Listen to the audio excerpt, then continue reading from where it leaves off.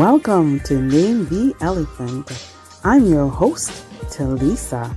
Join me as we have the tough conversations, getting uncomfortably comfortable, confronting the issues in our societies, in our relationships, and above all, in ourselves. And if you haven't already, please hit the subscribe button and of course, like and share. And today on our show is Richard Williams, and we also have Andrew Mattis. So let's welcome them, everyone. We are excited to hear what these gentlemen have to say today. Join me as we have the tough conversations, getting uncomfortably comfortable. Today's topic is men's insecurity and how do they show up in all our relationships. Relationships with spouses, relationships with our children, and relationships with the community. So join me again as we welcome Richard and we welcome Andrew. So I'm going to go ahead with Richard first. Richard, welcome to the show. Thank you for joining us today. I'd like you to introduce yourself and tell us a little bit more about you. Family, my name is Richard Williams. I'm a father, I'm a husband, I'm a mentor. I call myself an igniter. So I like to ignite people into their passion and their purpose. I'm also a youth pastor, so I work a lot with youth, and also an evangelism pastor. So I share a little bit about Jesus wherever I go, whenever I can. But I'm super excited to be here and to touch on insecurities. So thank you so much again, Talicia. Awesome. Thank you so much, Richard. And I'm pretty excited. And I think our viewers will be very intrigued and excited too to hear about the content that you are ready to share with us. And over to you, Andrew. Welcome to the show. Tell us a little bit more about yourself. Hi, everybody. My name is Andrew. I'm parallel basically with Richard, you know. I'm a father, I'm a husband, I'm a hard worker. I'm an evangelist. I love to evangelize, you know. I'm a Christian, give my life to Christ 2003. That sums it all up. Awesome. Okay, thank you so much, Andrew. And so we have two very dynamic people with similar backgrounds. So they are both believers and evangelists in Christ, and that's super amazing. Now, I want to say though, these guys are really, really authentic and they're very relatable. So don't get put off by the Christianity. Don't get put off. I'm sure if you tune in, if you stay tuned and you check us out, you'll see how much this content relates to everyone. So before we get started into the meat of the matter, we're just going to do a few questions just to get to know them a little bit. So I have a couple of questions I'm going to throw to each of them just for quick responses. So are you guys ready? Oh. Ready. All right, let's go. So we're going to start with Andrew first. Name the last book you read. The Bible. I was going to guess that one. Richard, last book you read. Same thing, the Bible. All right. The last time you exercised, Andrew. When was the last year at high school again? What month are we in? March, May? February. February, I attempted, then I lost the battle. Okay. Yeah. Richard, the last time you exercised. Well, I'm trying to get my beach body back. It was this morning at 9 o'clock. So. Woohoo! Awesome, awesome. Okay. One thing you do to challenge yourself, Richard. Really, it's stretching myself. You know, for me, I'm thinking about writing a book. So I've got a little box, book box that I'm just throwing in thoughts into there. So I'm always trying to stretch myself. Super. Andrew, what do you do to challenge yourself? I try to be creative, man, in the artistic world. And you know, I'm an artist already and stuff like that. And try to push the barrier of, you know, being more gutsy, preaching the gospel to the most odd people. You know what I mean? I like that. Yeah. Pizzazz, yes. Oh, yeah. Okay. Favorite account to follow on Instagram? I don't have a favorite account. Besides Name the Elephant. Oh, Branded Inc. I do follow Branded Inc. Which happens to be your own company, right? Yeah. Okay, that's fine. Richard, your favorite account to follow on Instagram? It would be TD Jakes. I always like to hear inspirational things from Jakes. Okay, cool. Name a role model, Andrew. A role model. I would say Jesus, but that's too cliche. Let me just say my mom. Yeah, It has my to be a mom. male. It has to be a male. Oh, my grandfather, but he died. He left Okay. some good values in my life. Yeah. He's still eligible. He's still eligible. Okay.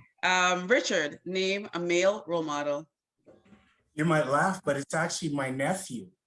He's actually younger, but he is an overcomer. He's in university and going on to med school and just an awesome individual. So he's my role model. Oh, Rich, you sound like a great uncle. Thanks. Nephew, I hope you're listening. Okay, where did you go on your last vacation, Rich? It was Florida, Fort Lauderdale, Okay. pre-COVID. Oh, yes, of course. Of course. Andrew, when was your last vacation? I went to Israel with my son. Oh, Jerusalem and all those nice spots, biblical hot spots. Very interesting. very cool. Yeah. Very cool. Enviable trip, definitely. Okay, and where do you want to retire, Andrew? Virgin Islands. Okay. Richard, where do you want to retire? South Florida, Fort Lauderdale. Okay, I love how this is already a quick response. No one has to think about it. I love it. All right. Name one Black business you would recommend. Oh, Branded Inc. Okay. Thank you. Richard, how about you?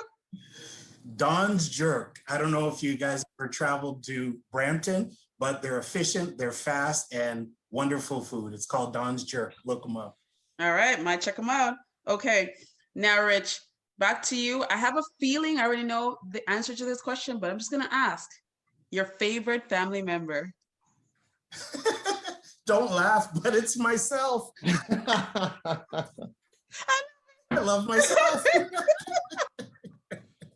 I love it. I love it. Andrew, favorite family member. You can't copy Rich. You can't copy Rich. No. My wife. Can't say my Oh, wife. She's like yay. on top right now. Okay, great. All right, Richard, what is your biggest pet peeve? Slow people. So people are just very slow and low energy. So if they have low energy and they're slow, that's my pet peeve. Brother, say no more. Say no more. All right, Andrew, your biggest pet peeve? Somebody in my way on the highway, man, and I'm running late for work. It's like they're purposely slowing down because they know after I'm rushing to work. Which reality is not, but that's my problem. Let me just get in his way because I know he's rushing. Exactly. Sounds about right. Sounds about right. I think everybody thinks that. At that moment, yeah. Yes. Yes, absolutely. Okay, that's awesome, guys. Now I know a little bit more about you. So, Rich, tell me a little bit more about your journey through school. Now, I read in your bio that you had a 5.3 GPA average. Did I get that right? Actually, 53. 53. Okay. Wow. Okay. Wow. And what do you do right now? So I'm in sales. I'm in the pharmaceutical sector. So I'm a full-time salesperson and I work with large teams and really just love what I do, especially in this time of COVID where we're able to help people. Okay. So don't you need like a science degree to be in that field? Yes, absolutely. So nowadays it's quite competitive, as you can imagine. So I went to school for biology and chemistry in my undergrad. So I have a university undergrad and then I have a master's in public health. So wow. So a 53% average and you've accomplished that. God did it. God. Amazing. I love it. I love it. And Andrew, you said you are into the arts. So tell us a little bit more about your art background. Well, my first love is painting from ever since I was a kid, Couldn't leave the arts. I had to find something to do, and then I get more creative like that. And then start doing big artwork for people, commission work. Switch over to t-shirt, doing basic design. Then I went to George Brown College. I studied computer graphic design. Now I do logos for companies, designs, whatever you think, I bring it to life for Awesome. your desire. Yeah. Okay, great, great. And I have a couple of shirts and I'm so loving them. So I'm waiting for the right time to put them out to market, Andrew, but I love them. And so far, awesome feedback, guys. So check him out. Now let's get into the meat of the matter. So as I mentioned before, our topic today is men's insecurity and how does it show up? So I want to put this out there. What does insecurity mean to each of you? For me, it's really low self-esteem and lack of trust. So really, it starts there and it just keeps growing from there. So lack of trust and low self-esteem. One word that comes to mind is broken. It's brokenness. Something happened somewhere along your childhood, something traumatic experience, and then it just mess you up while they grow in adolescence to adulthood, Wow. How often do you feel like men are connecting with these parts of them, with the insecure parts of them? When people are broken or they have the lack of trust, a lot of times they're gonna act out those feelings, but they don't fix those feelings. They don't look at those and examine what is really the root cause of why they're acting the way that they're acting. When we were growing up, you look at, how close we were with our dad or our mom or our grandparents or who raised us. So it's all that stuff starting from there that really we start to share as we grow, and we start to see that, lack of trust and that brokenness being shared in the way we live our lives. How about you, Andrew? Do you feel like brokenness and lack of trust is something that men are connecting with? Well, this is a wide question. It's wide. So many different areas to this, man. But yeah, so what you were saying is the way you grew up. Everything, when every baby born, not perfect, but they're born neutral, right? So from age growing up, they experience mom, dad, molestation, hurt, abuse, a whole bunch of stuff. Some doesn't experience that, some does, some certain frequencies, some lower frequency, and it just blossoms to the way they are in society today. You know what I mean? And that's how they express themselves, because that's all they know. Some of them don't have the capacity to stop and think and process it. I said, let me fix myself. They can't do that. Are they broken? Some stuff take intervention. You know what I mean? Because I come from a broken home. You know what I mean? So I kind of relate with my world, with my family now. And my son grew up seeing a mommy and daddy versus me, born without a daddy around, or see daddy somewhere else, but never see mommy and daddy together. So that kind of formed my makeup as a man today. You know what I mean? But thank God for Jesus, he changed me. Absolutely. Amen to that. And this is interesting because that was going to be one of the questions I have as a female. I used to wonder, do some of these men recognize that their behaviors are less than acceptable? Do they recognize that some of the things that they're doing are not morally acceptable?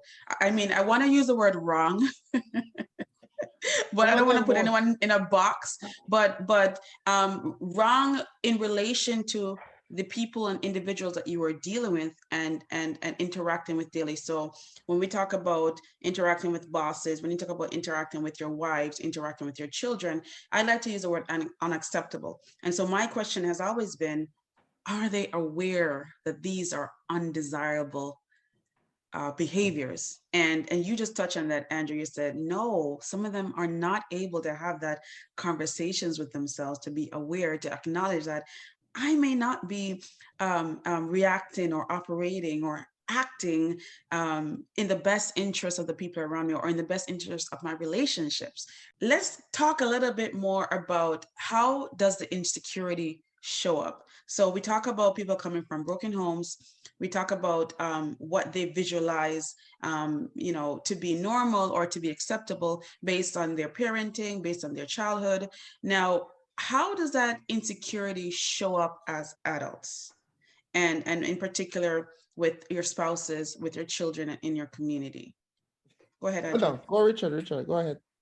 You know, for me, for many years, it showed up in trying to portray an image. So, I didn't have Versace money, I didn't have Gucci money, but I would have fake Gucci or fake Versace or fake Polo. And I always had this image that I wanted to show. So even when Caravana weekend came, although I was taking the bus, I would want to rent a Cadillac and drive down the street we have here in Toronto called Yonge Street with the music and Yes. right? The flex, right? So I think insecurity really shows up in a bigger way of us acting the way we think we should. And it really just boils down to low self-esteem, low self-image. Absolutely, absolutely. Andrew, what do you think? How does it Well, show up? I can't even speak for myself. Yeah. Well, for me personally, the way I used to show insecurity back in the days is similar like what Richard just said. And plus, I'm trying. My one is not flexing or stuff like. My one was just trying to be like my dad, try to fulfill my dad. Cause my dad was what you known as a gallus back in the days, right? So I used to have a lot of girls. So me growing up, I think that's what man's supposed to be, have a lot of girls, you know what I mean? And how many you can put on your credits, how many you can have on your list, your hit list, you know what I mean? That was my thing. To see a color on a surface, it needs light. To see what was going on in my heart as an insecure person, it needed to shed light on it. But without the light, I didn't know nothing. I was just doing it to just impress myself, impress the amount of male friends around me. So who can have the most girl, blah, blah, this, blah, blah, that. You know what I mean? Until that very day when I met Christ, light shine and realized, oh my God, I was wrong all this time. And then eventually adjusted. So many topics here to talk about. Now, we talk about looking financially well off. So am I right to interpret that to say that men are always expected to be financially stable? That's part of being masculine, that's part of being a man per se. And the same thing goes for having your credits checked off, Andrew, that the idea is that the more women you've slept with, that makes you more of a man. Mm-hmm. And where do you think that type of story comes from? Where do you think that narrative comes from? Where do you think you've heard it? I want to hear this specifically from you, Richard. Where did you hear that wearing Gucci and Fendi and the name brands made you more of a man?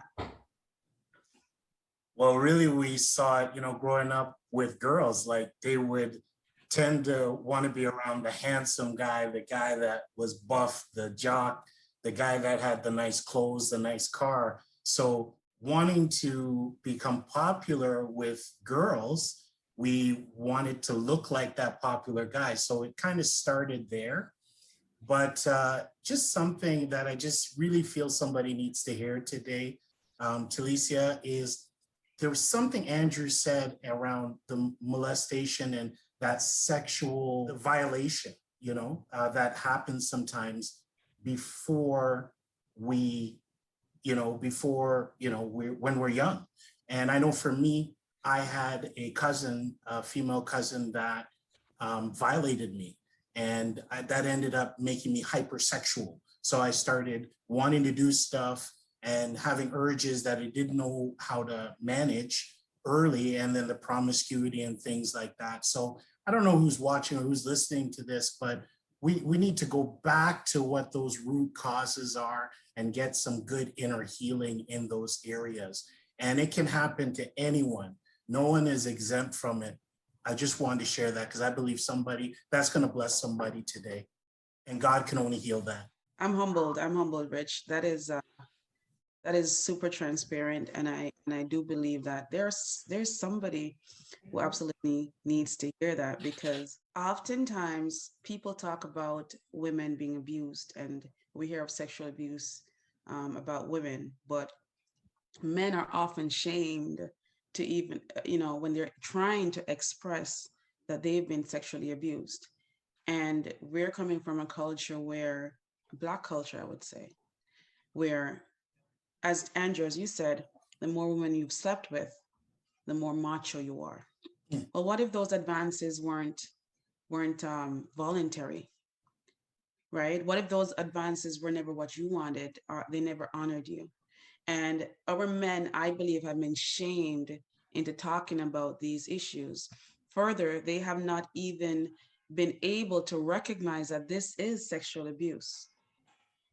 So if you, as a child who have not, a male child, if you have not yet come into the place where you are able to make adult decisions or informed decisions and willing decisions about who you have sex with, about who touches your private, about who sees the private parts of you, the intimate parts of you, then you are being violated.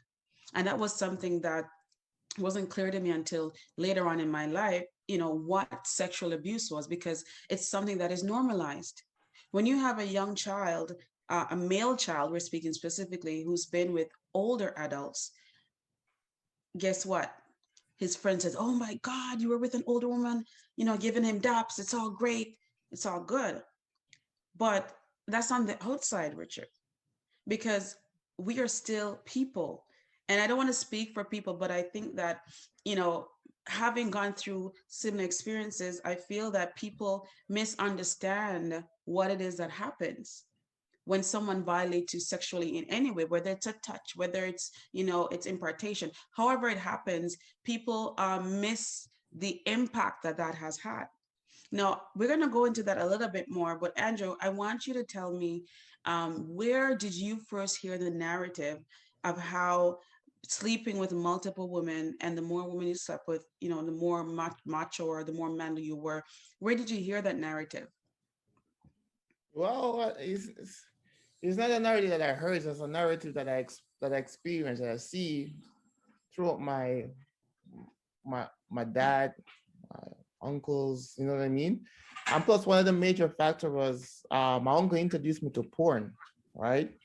So that they planted a big seed in me, which I didn't understand at the time. It's a different topic, but pornography is like a spiritual thing. You know what I mean? It's just like alcohol or any other abuse, whatever, is a spiritual thing, and it stay with you forever. You know what I mean? And you fight that urge. You have a different battle going through growing up. A whole bunch of girls, you never get satisfied. Um, you go. It's just a lot, but the root cause is from that source. It's from Wow. pornography in the very beginning, and it grows with you. And if it wasn't for the light, Jesus, I probably would be still struggling. Don't get me wrong, I still got flashbacks. You know what I mean? Just like uh, somebody who take a lot of drugs, they have relapse sometimes. You know what I mean? Or so you got flashbacks. You know, because you're fighting the flesh versus you understand the moral. You don't want to go back in there. So it's like a constant battle. You know what I mean? Until the day you die. But Wow. so that's where it comes from, you know what I mean? And that's when it get more abusive, and then it becomes a sports after that. And then Mm. all the guy friends they have go through the same avenue as you, and they become that crew. And that's why you said earlier on, when I got meet a big money like Dapsy now, making feel proud. But you know what I mean? But deep inside, they know it's wrong at the same time. But because of the society and your friends and your environment enhance it or encourage it, it's like nothing. I'm actually feeling blessed at this moment, really blessed, because I feel like this is a great opportunity, and I just want to thank you guys for coming on here, because this is not is this is a topic no one's really talking about.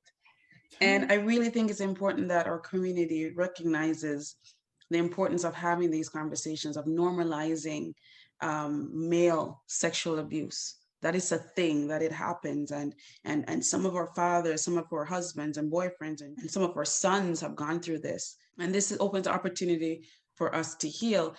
When you had that experience, did you feel insecure? So when I had that experience, you mean when I was violated? Yes. So after, when growing up with that, with knowing that that has happened to you, did that give you a sense of insecurity? Well, I would say that it did, but I didn't realize it did. And how did I realize it? It made me feel insecure. It's just like Andrew said, the womanizing. And that's actually how, part of the journey to me being saved and serving Jesus Christ was around that womanizing. One night I was out with a friend just very quickly, and I told him, I hate sleeping around with all these women. I'm not married. And he said it was wrong. And I had so many friends before that would big me up and, bump their chest when they would hear something like that. And he said it was wrong.